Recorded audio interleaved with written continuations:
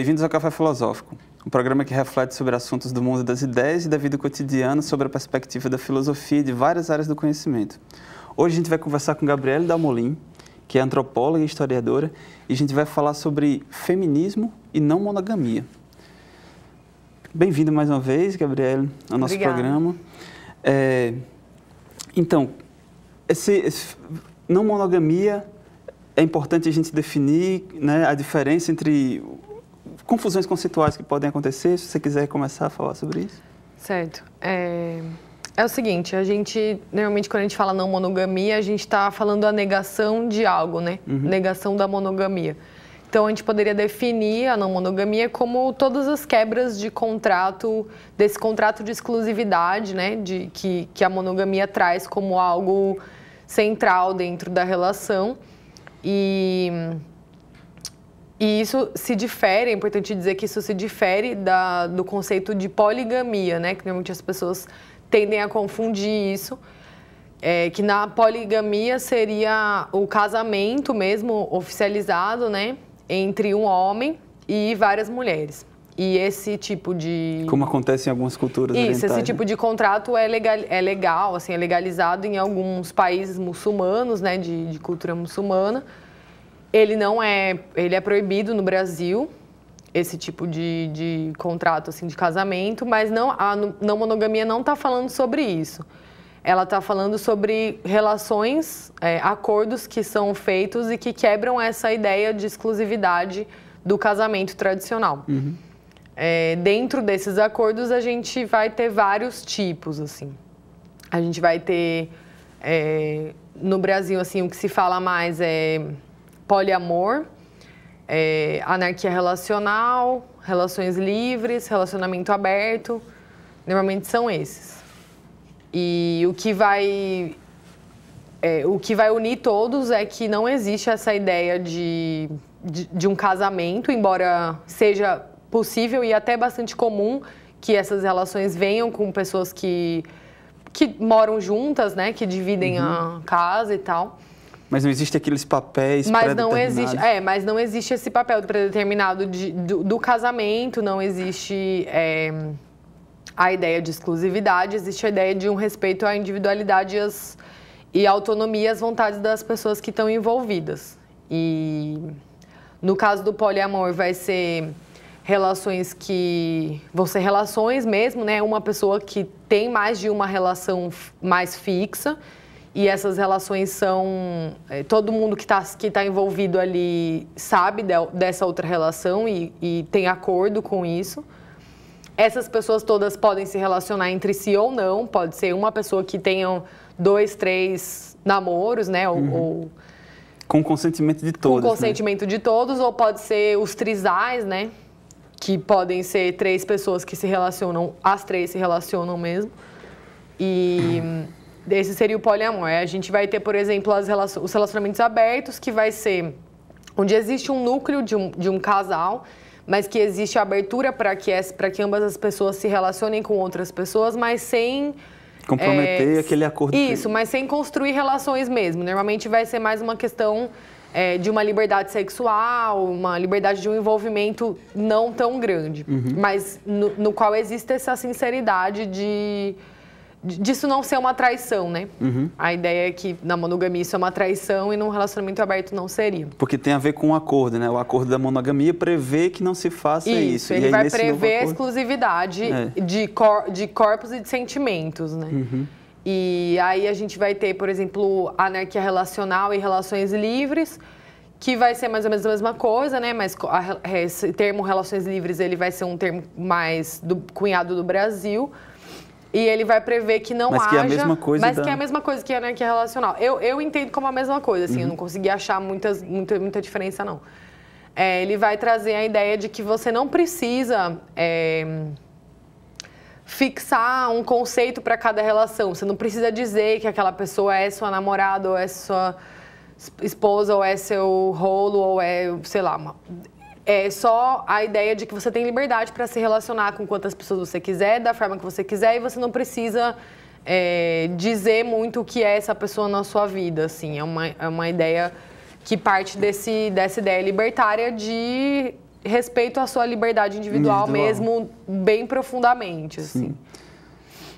Esse é o Café Filosófico, para quem chegou agora. A gente está conversando sobre a não monogamia no feminismo com a antropóloga e historiadora Gabrielle Dalmolin. Então, como é que a gente viu aqui como é que são essas possibilidades de relacionamento não monogâmico? Agora, como é que isso se relaciona com o feminismo, né? Bom, a gente pode entender isso levando para uma questão mais histórica aí, né? A gente entende que a monogamia, ela traz sérios problemas para a vida individual da mulher. Ela traz problemas para todo mundo, mas falando mais especificamente sobre as mulheres, ela vai trazer problemas no sentido de que há um controle num casamento tradicional, né?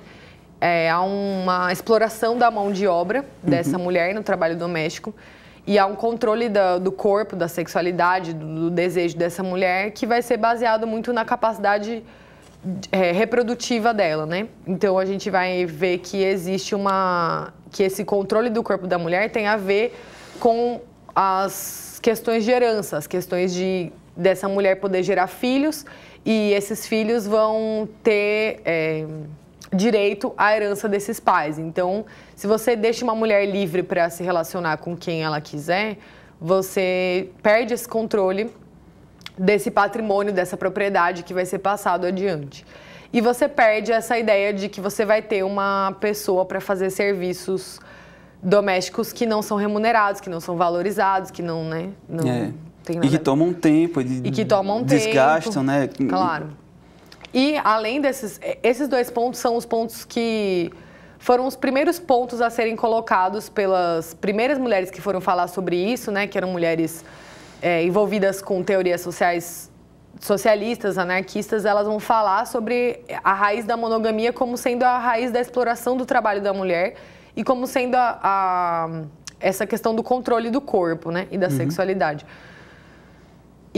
Mas, além disso, aí a gente pode ver todas as questões contemporâneas em relação às pautas feministas, elas esbarram nessa questão desses relacionamentos monogâmicos. Então, a gente vê, por exemplo, violência doméstica, feminicídio. Isso está ligado a uma ideia de propriedade desse corpo da mulher.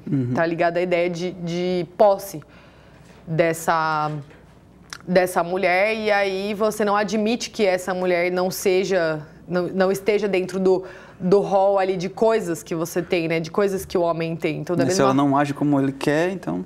E aí, então, tipo, essa questão do ciúme que leva a essa questão da posse, leva a questão da violência, né? Porque se a gente for ver as principais causas de feminicídio, elas têm a ver com isso. Elas têm a ver com términos de relação, elas têm a ver com ciúmes, têm a ver com a ideia dos homens que eles estão sendo trocados.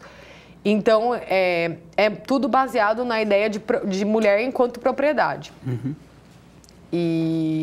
Então, a gente pode ver a questão da violência doméstica, feminicídio, trabalho doméstico, a própria competição que se coloca entre as mulheres, que é essa rivalidade que é muito falada hoje em dia no feminismo, né? De você não enxergar essas mulheres como inimigas e tal. Isso traz inúmeros problemas para a autoestima, para o empoderamento dessas mulheres, e isso tem a ver também, essa rivalidade tem a ver com essa competição para saber quem vai conseguir os melhores homens, né, digamos assim. Quem vai ser a dona desses olhares, assim, e tudo mais. Então, eu acho que essa ideia de você quebrar, desconstruir essa ideia do relacionamento monogâmico, ele é um instrumento do feminismo. Ele é um instrumento da luta feminista para a gente pensar na nossa própria liberdade, na nossa possibilidade de se relacionar de uma forma menos opressora e menos heteronormativa também, né? Porque isso tem a ver também com as mulheres que não são... que ficam presas aí nessa obrigação de se relacionarem com homens. Inclusive tem essa questão da maternidade compulsória, né? Justamente. Também, outro exemplo, além dessa questão do trabalho doméstico, existe a maternidade compulsória. Existe a ideia de que uma mulher necessariamente tenha que se relacionar com homens e necessariamente tenha que ter filhos para que essa noção de propriedade passe adiante, né, de alguma forma. Então, na verdade, essa ideia de não monogamia, ela está intrinsecamente ligada tanto ao feminismo quanto ao anticapitalismo, assim, porque são ideias que vão criticar justamente esse ideal de família burguesa, assim, essa família nuclear, individualista e que tem os papéis de gênero muito definidos e que causa muitos problemas para todo mundo, principalmente para as mulheres, né? Esse não é um tema que, apesar de ele estar sendo escrito já há muito tempo, por exemplo, tem uma comunista russa, chama Alexandra Kollontai, ela escreveu sobre as relações sexuais e a luta de classes. Em 1911, ela tem um texto no qual ela está falando sobre isso, está falando que o casamento, todos esses problemas do casamento, todos os problemas que isso traz para a mulher, todos os problemas que traz para o homem, e ela coloca isso dentro da perspectiva da classe operária, né? Lógico, porque ela estava ali bem, tipo, ela era uma teórica marxista, então ela colocava, olha, nós precisamos inventar a nossa família operária também. A gente precisa inventar a nossa ética, a nossa moral sexual. A família que nos convém, né? Isso, a nossa moral sexual operária, porque a gente está só imitando a moral sexual burguesa. E essa moral sexual burguesa, ela vem com essa exploração desse trabalho, com não deixa ninguém feliz, as pessoas estão sempre atormentadas com essa questão do ciúme. Que a gente ter relações mais saudáveis não é porque na época, no marxismo, se dizia muito assim, o que é superestrutura e o que é estrutura, o que é o debate mais importante. Ela fala, não existe o debate mais importante, porque a gente está falando sobre relações humanas. Se a gente conseguir construir relações melhores, a gente vai ser melhor, a gente vai trabalhar melhor, a gente vai, né, produzir melhor, a gente vai ter N coisas aí melhores para a classe, né? Para essa classe que ela estava colocando como sendo a classe revolucionária. Sim. Uma coisa interessante assim desse texto, né, que eu citei de 1911 da Kollontai é que ela explica a passagem do modo de vida feudal para o modo de vida burguês. E aí ela vai colocar que, como ela é marxista, né, ela vai falar sobre as questões de trabalho, sobre as questões dessa noção de propriedade e tal. E aí ela fala que dentro do modo de vida feudal, por mais que houvesse os casamentos e que esses casamentos previssem uma exclusividade física, né, exclusividade sexual dessa mulher em relação ao marido, esse marido, né, ela cita, né, que os cavaleiros e tal, eles permitiam que as suas esposas tivessem admiradores platônicos, né? Então, outros homens que as elogiassem, escrevessem poemas e tal. E isso tem a ver com o fato de que essa noção de casamento, essa noção de amor e tal, ela não era uma noção de exclusividade total sobre a pessoa. Você não está falando que o corpo e a alma e o espírito dela te pertencem.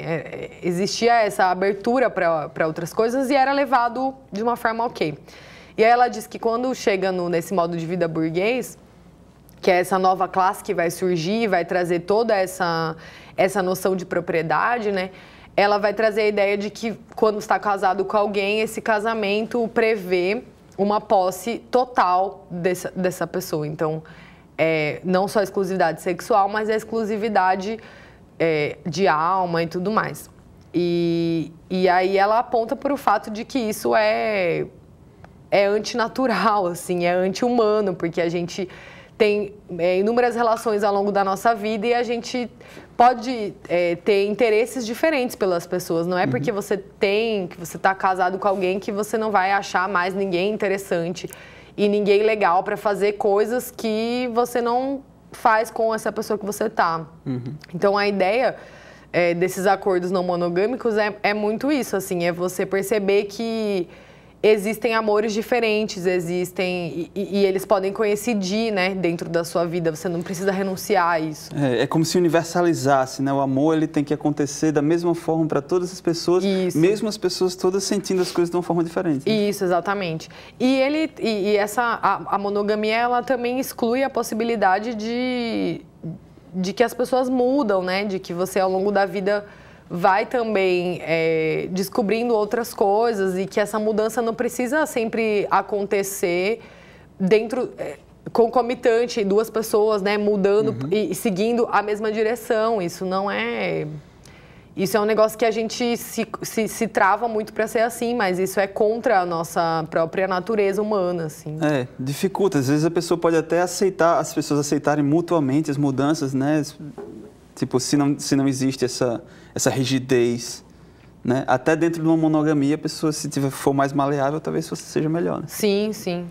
Assim, também é importante dizer que essa ideia, quando eu digo que a monogamia é um instrumento do feminismo, não significa que que as mulheres que vivem relações monogâmicas sempre estarão sendo oprimidas e violentadas e que elas vão ser menos feministas por isso. Não é isso, assim. A não monogamia, ela não é a condenação da monogamia, ela é uma construção alternativa das relações para abrir para as pessoas a possibilidade de ver as coisas de outra forma. Porque, na verdade, Sol, se a gente for pensar, as pessoas realmente são monogâmicas? Tipo, as pessoas realmente vivem... Elas não têm amantes, elas não traem, elas não... Sabe, a prostituição, por exemplo, é a instituição que caminha lado a lado com a monogamia. Tipo, isso também tem vários estudos que falam sobre isso. Tem um livro do Sérgio Lessa, que também é um teórico aí mais ligado ao marxismo, que o livro dele chama Baixa Família Monogâmica. E ele vai falar sobre toda a construção da monogamia junto com o desenvolvimento do capitalismo, né? E da burguesia, e ele fala isso: olha, se não houvesse a prostituição, a monogamia não existiria, ela não funcionaria. Uma coisa depende da outra. Então, se a gente vai problematizar, por exemplo, a prostituição, a gente não vai conseguir problematizar ela sozinha, a gente vai problematizar a monogamia junto. A gente falou sobre tudo isso e agora, se eu tenho, por exemplo, um casal monogâmico, hétero, no entanto, como é que eles podem pensar isso, sair desse esquema do casal tradicional, né? Porque, por exemplo, fulano e cicrano são héteros, são um casal, mas não precisa ter o papel da mulher e ter o papel do homem. Como é essa coisa do papel, como é que isso pode ser corrompido? Os papéis, né, de gênero dentro da... Exatamente. Olha, a minha pergunta funciona dessa forma. Para uma pessoa que ela é hétero e ela quer se relacionar com um homem hétero, uma mulher hétero quer se relacionar com um homem hétero, querem ficar juntos numa monogamia, mas não precisa ser como uma monogamia que interrompe a vida da mulher completamente. Claro, como eu disse, eu acho que existem contratos monogâmicos, existem relações monogâmicas que são saudáveis, que não exigem... que não exploram esse trabalho da mulher, que não roubam essa autonomia dela. Eu não acho que toda monogamia seja problemática. O que eu acho que a gente tem que discutir é a monogamia como algo compulsório, como algo obrigatório, porque a gente é educado para ser monogâmico. A nossa cultura aqui ocidental, ela nos dá apenas essa opção. Ela nos dá a opção do príncipe e da princesa e do felizes para sempre. E se eu quiser ser a bruxa, né? Enfim. E isso acaba desrespeitando, isso acaba deixando as pessoas que não se enquadram nisso, que de repente começam a pensar que poderia não ser assim, deixa essas pessoas infelizes, deixa essas pessoas confusas. Então, eu acho que o que é interessante é a gente... para além de pensar que a monogamia pode ser algo menos problemático na vida das pessoas, diminuir essa carga de posse, de propriedade, de ciúme, a gente tem que pensar também em começar a educar as pessoas para pensar que todos os arranjos afetivos são possíveis. E não só esse arranjo exclusivo e pautado nas regras do Estado e da Igreja, sabe? Inclusive, você estava falando sobre o ciúme, né? Essa naturalização do ciúme como produto da Igreja e do Estado, né? Isso. Tem um texto da Emma Goldman, que é uma anarquista, né? Também contemporânea aí da Kollontai, né? Que eu estava dizendo, no começo do século XX. E ela vai dizer sobre o ciúme, o problema do ciúme, como ele pode ser superado, né? Então, dentro do anarquismo, já há muito tempo também existe esse viés libertário de pensar as relações e tal, né? De pensar novos arranjos familiares, de pensar a vida em comunidade, a criação dos filhos, né, em comunidade, que é, na verdade, uma coisa que vem dos próprios indígenas, enfim. E ela vai falar sobre o ciúme, ela vai falar que o ciúme ele foi colocado como uma característica inerente ao amor, e quem fez isso muito foi justamente essas duas instituições, o Estado e a Igreja, porque o Estado e a Igreja é que vão passar a controlar esses contratos afetivos. Então, as pessoas... começou-se a exigir essa ideia de que você tem que casar, tem que ter o documento, você tem que casar na igreja, tem que casar no civil, né? Como a gente diz no Brasil. Então, ela fala como é que que instrumento você vai usar para controlar que esse contrato exista e continue existindo? O ciúme. Então, você coloca para que as pessoas continuem querendo casar e continuem querendo manter os seus casamentos, vai se criar essa ideia de que o ciúme vem junto com o amor e que se você não tem ciúme, você não ama. Mas esse ciúme... Que é uma ideia que é sólida até hoje, né? É muito sólida até hoje, as pessoas vivem às voltas com isso e se a gente for ver a nossa cultura musical, ela é extremamente pautada nisso. A literatura, música. A literatura, a questão da traição é uma questão... central nos dramas, assim, né? É um jargão, praticamente. Quem não tem ciúme não ama, né? Exato. E aí, isso é um negócio extremamente maléfico para todas as pessoas, para quem é alvo do ciúme, para quem está sentindo o ciúme. E isso acaba sendo naturalizado justamente porque ele vem com essa ideia de posse, com essa ideia de propriedade, né? E isso é uma coisa extremamente da nossa cultura capitalista mesmo, assim. Recente e foi incutido, né? De ver o outro como um objeto seu, assim. Por mais que você respeite, por mais que você, enfim, que você não esteja objetificando essa pessoa, mas a ideia do ciúme é uma ideia de propriedade, é uma ideia de posse. E, enfim, são pessoas, né? Não é um pedaço de terra, né? Então, a gente acabou o nosso tempo, né? Já. E muito obrigado pela sua participação. Obrigada a você pela oportunidade. Esse é o Café Filosófico. A gente estava conversando com Gabriele Dalmolin sobre o feminismo e a não monogamia. O Café Filosófico é um programa, um projeto de extensão do Grupo de Estudos em Metafísica e Tradição da UFRN, em parceria com a TV Universitária e com a Rádio Universitária. Se você quiser saber mais sobre o Café Filosófico, você pode seguir a gente nas redes sociais. Nosso Facebook é Café Filosófico UFRN. E no YouTube, nosso canal é Café Filosófico TVU. Lá você pode encontrar vários programas que já foram exibidos. E próxima semana tem mais. A gente se vê lá.